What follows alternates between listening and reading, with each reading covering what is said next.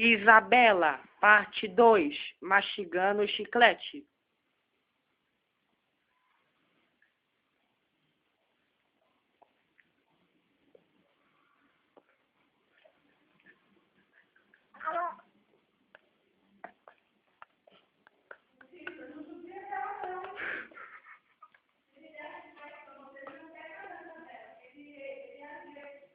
Ele me deu azedo. A minha vem aqui nessa sala.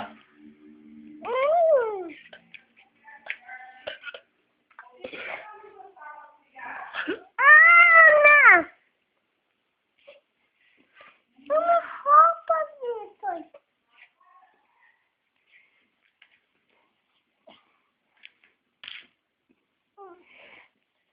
E o que você achou do chiclete? Ruim. É muito gostoso? Não, ruim. Mastiga mais um pouquinho que eu te dou 2 balas.